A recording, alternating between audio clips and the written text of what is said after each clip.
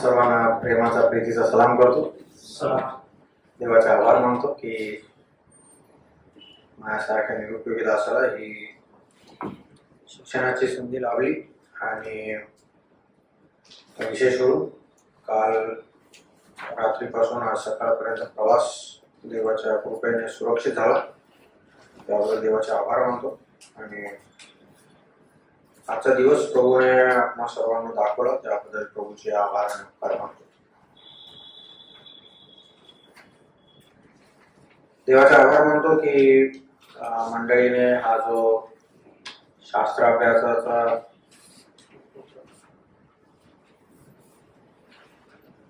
उपक्रम सुरू केलेला आहे. तुमच्या सर्वांच्या उत्सुकतेबद्दल मी खरोखर देवाच्या मनापासून आभार आणि उपकार मानतो. मला आशा आहे की मागील जो क्लास मॅन्युअल रॉड्रिक्स यांनी घेतला होता थोडीशी पार्श्वभूमी तुम्हाला समजली असेल की हा अभ्यासक्रम यासाठी आहे, म्हणजे ह्यासाठी नाहीये की आम्हाला 10 पैकी 10 मार्क मिळाले पाहिजे, त्याच्यासाठी अभ्यासक्रम नाही आहे. तुम्हाला 10 पैकी 5 मार्क जरी मिळाले तरी हरकत नाही, परंतु वचनाचा योग्य अर्थ समजणं गरजेचं आहे. त्याच्यासाठी हा उपक्रम. ठीक आहे, तर पहिल्या धड्याकडे वळूया आपण. प्रभूजवळ ही प्रार्थना करूया की प्रभूचं वचन आम्हाला समजण्यासाठी प्रभू सहाय्य करू. आपला हा मला जो धडे तुम्हाला शिकवायचे ते ह्या पुस्तकामधले गुड न्यूज फॉर ऑल आहे का तुमच्या सगळ्यांकडे बुक?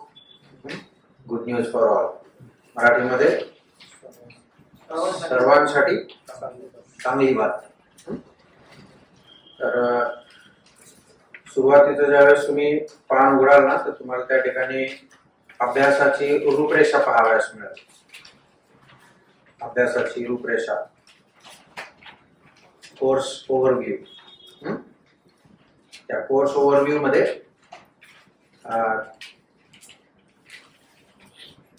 तिथे लिहिले असं, देवाने मनुष्याच्या पापाकरिता प्रभू येशूला पाठविले, ही सुवार्ता म्हणजेच चांगली बातमी.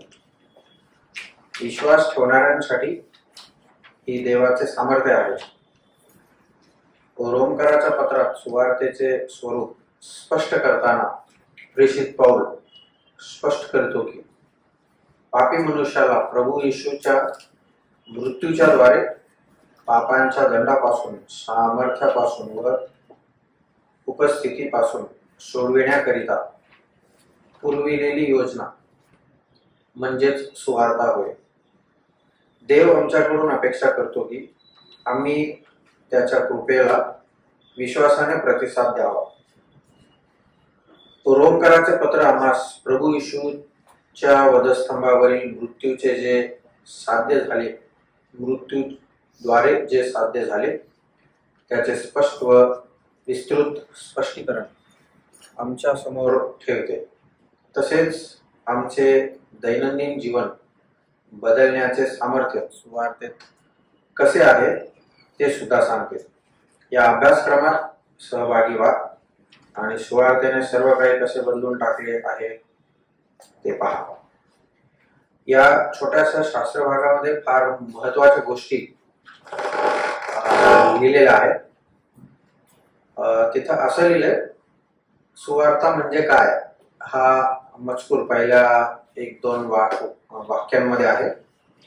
तिथं असं लिहिलंय, देवाने मनुष्याच्या पापाकरिता प्रभू येशू ख्रिस्ताला पाठविले, ही सुवार्ता म्हणजेच चांगली बातमी. आता हे वचन वाचता वाचता काही क्रॉस रेफरन्सेस पण आम्ही बघणार आहोत, शिकणार आहोत, जेणेकरून आम्हाला हा उपक्रम किंवा हा अभ्यास समजेल. आता सुरुवात कशी झालेली आहे, ह्या पुस्तकाचं नाव काय? सर्वांसाठी चांगली बातमी. तर चांगली बातमी याचा अर्थ काय होतो? What is the meaning of good news?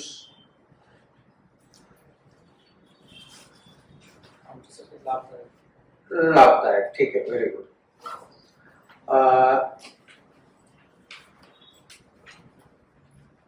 असं विचार करूया की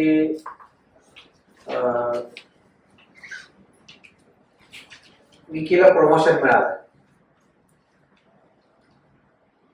ही कशी बातमी? चांगली बातमी. हा, किंवा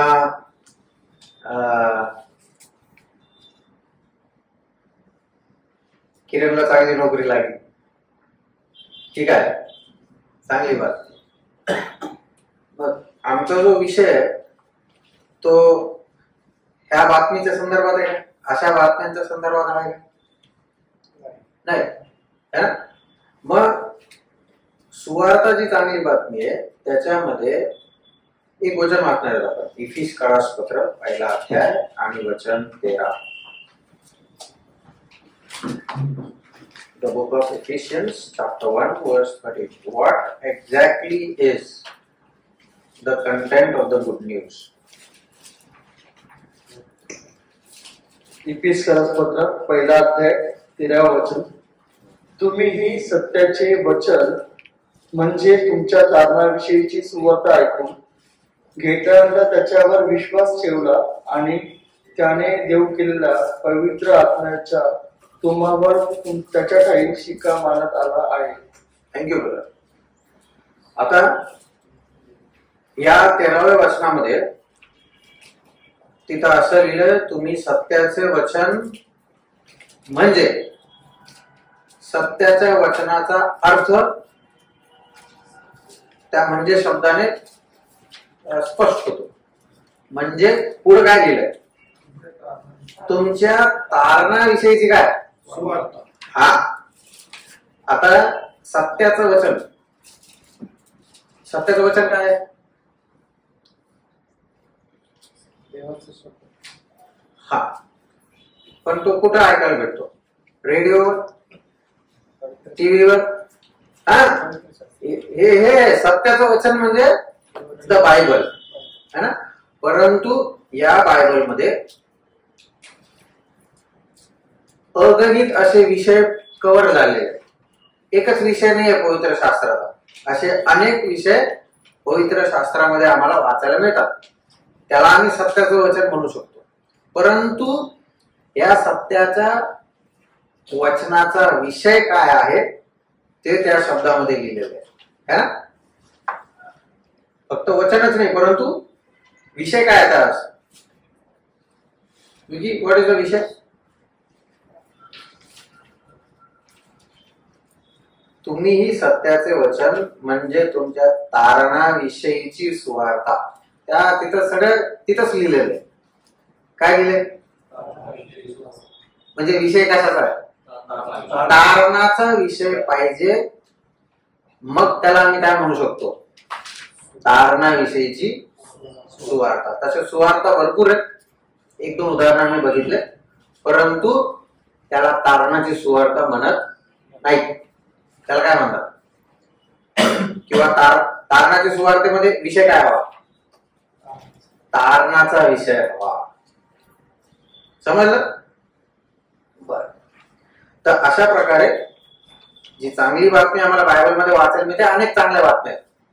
परंतु या सगळ्या बातम्यांमध्ये ज्या बातमीमध्ये तारणाचा उल्लेख केलेला आहे त्याला काय म्हटलेलं आहे? तारणाविषयीची सुवार्ता म्हटलेलं आहे.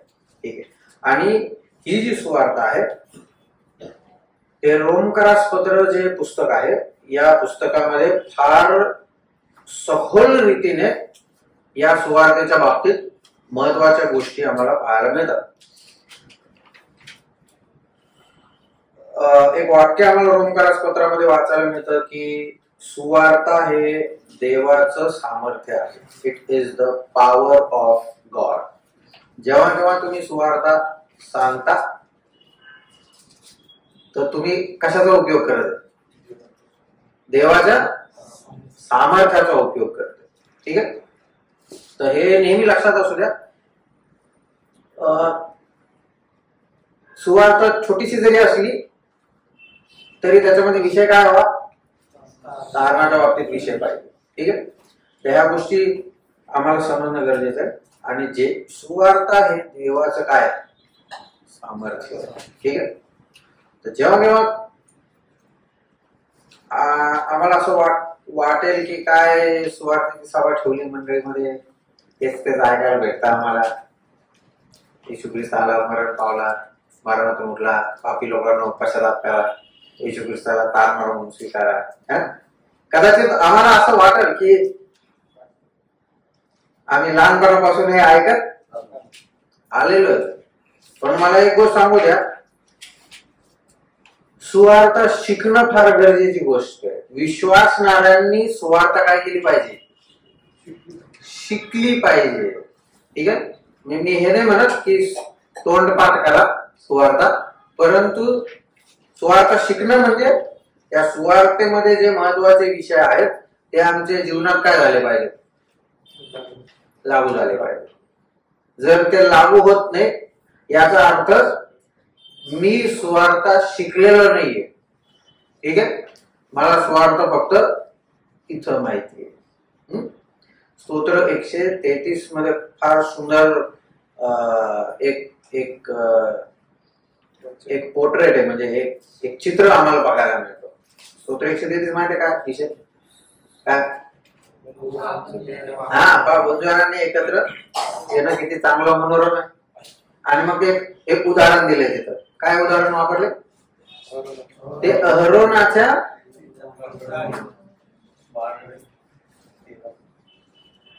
सुरुवात दाढीपासून नाही होत, व्हेरी गुड, मस्तकापासून होते. ते अहरोनाच्या मस्तकावर ओतलेल्या, आणि मग ते तेल आता कुठे उतरले, दाढीवर उतरले, आणि मग ते तेल कुठे उतरले, तिकडे 3 महत्वाचे अवयव आम्हाला पाहायला मिळतात. कोणते कोणते अवयव आहेत? मस्तक, दाढी. दाढी म्हणजे काय? चेहरा. कोणाची दाढी आहे ती?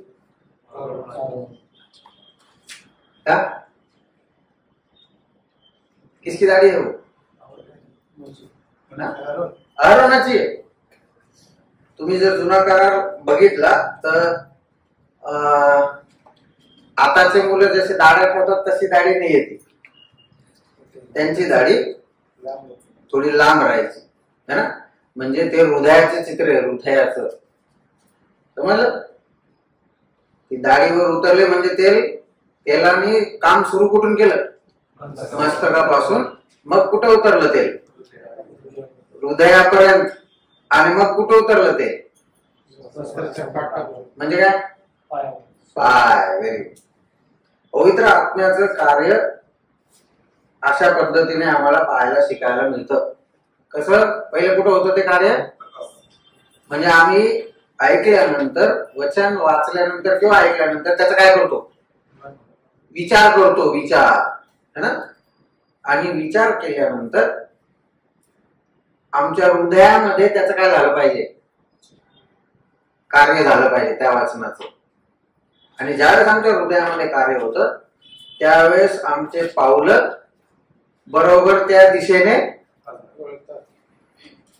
चालायला सुरू करतात. याला म्हटलेले का वचनाचं कार्य. तर जी सुवार्थेने तुमचं माझं तारण झालंय, सुवार्थ आम्हाला माहिती आहे, लहानपणापासून ऐकत आलेलो आहे, चांगली गोष्ट आहे. परंतु त्याचं कार्य इथं झालंय, पण इकडं होणं महत्वाचं आहे, गरजेचं आहे. आणि मग ज्यावेळेस ते कार्य इकडं होतं तेव्हा आमच्या वर्तणुकीतून,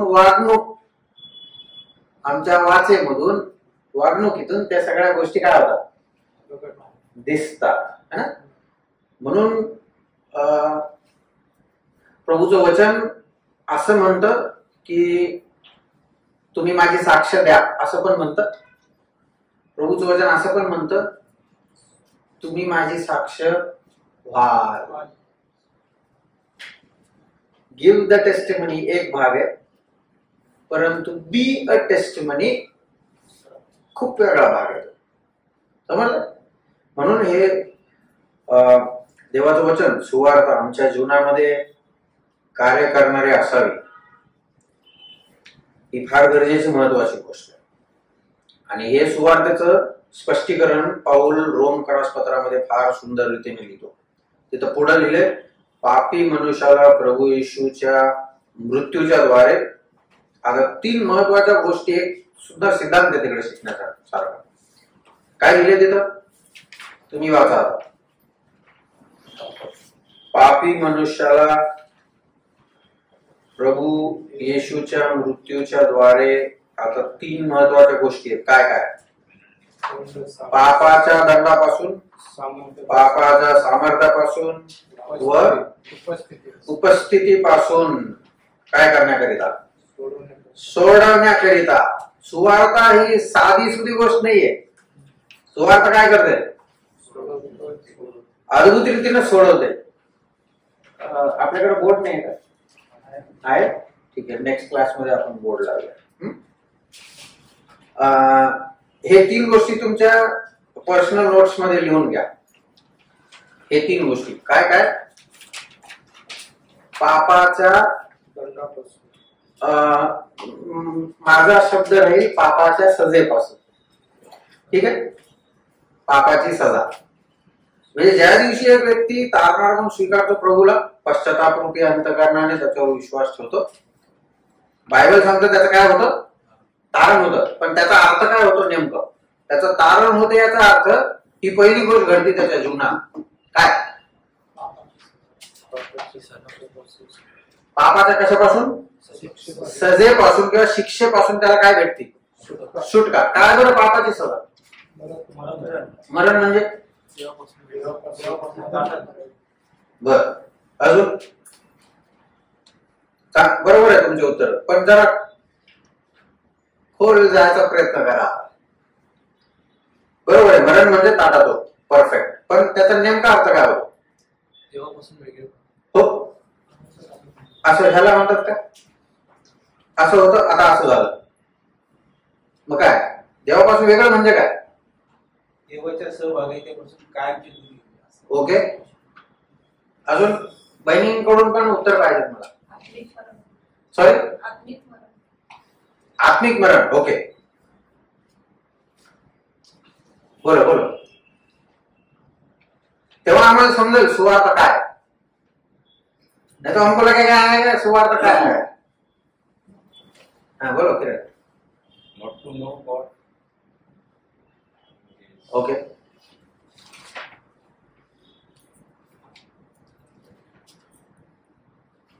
रोमकरास पत्रामध्ये जे लिहिलंय पापाचं वेतन म्हणजे काय?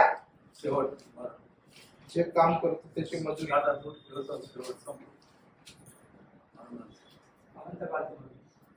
हा, त्याला काय म्हटलंय? त्याला हे म्हटलेलं आहे पापाची सजा म्हणजे अनंत काळाच्या नरकाची शिक्षा भोगणे. ती आहे पापाची सजा, ज्याला आम्ही बायबलमध्ये मरण हा शब्द वापरण्यात आलेला आहे. ते मरण म्हणजे शरीरातून प्राण जाणं नाही, ते तर आहेच, परंतु त्याचा मोठा अर्थ, ब्रॉड मिनिंग त्याचा हे, तो व्यक्ती आता अनंत काळासाठी कुठं पडणार आहे, ते हे पापाची सजा. समजलं?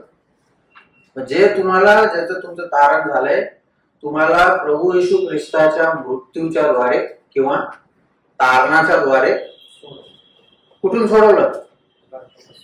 नरकापासून सोडवलं. आता बघा, हे समजणं आम्हाला गरजेचं आहे. आमचे भले 2 धडे झाले तरी हरकत नाही, परंतु आम्हाला पोर्शन कंप्लीट नाही करायचा. मी इथं पोर्शन कंप्लीट करायसाठी आलेलो नाहीये. माझी इच्छा ही आहे की वचनाचा एक एक शब्द तुम्हाला काय झाला पाहिजे, समजला पाहिजे. तेव्हा तुम्हाला जीवन जगायची मजा आहे. नाहीतर मग अनेकांना असं वाटतं क्या रोज रोज वही से उठने का, जाने का, प्रार्थना, बाइबल स्टडी, हॉटेल मीटिंग, ते नाही आहे आध्यात्मिक जीवन. ओके, कुठे हो तुम्ही? तुम्ही लोक असे डिस्टर्ब करता मला म्हणून मी. Yes, turn with me to John's Gospel, chapter.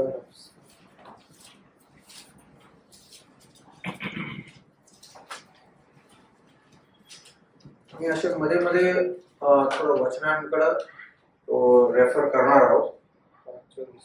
Okay, chapter 3, John's gospel, chapter 3, verse number 80.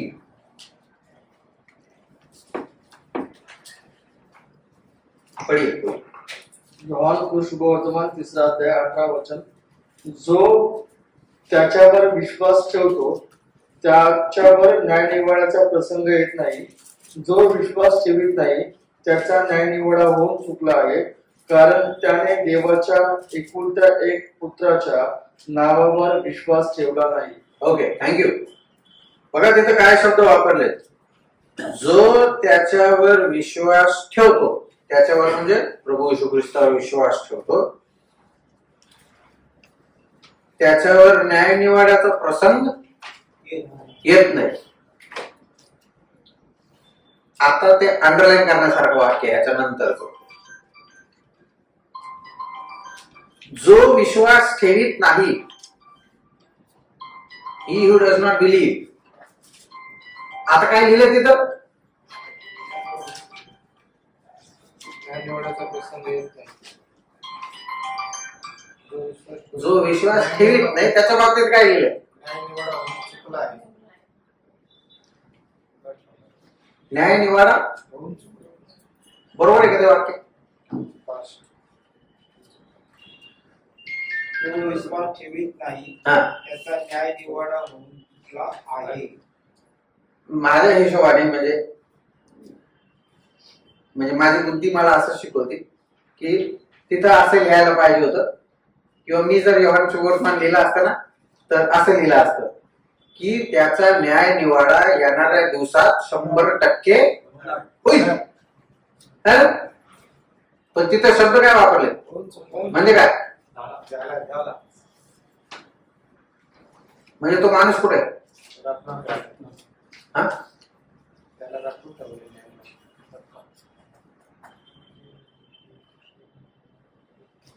त्याचा न्याय निवाडा होऊन चुकलाय म्हणजे तो माणूस कुठे आहे? शिक्षेसाठी राखून ठेवलेला.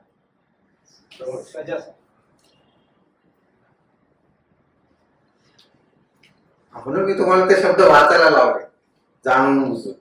तिथं असं नाही लिहिलं की त्याचा न्यायनिवाडा होईल, है ना?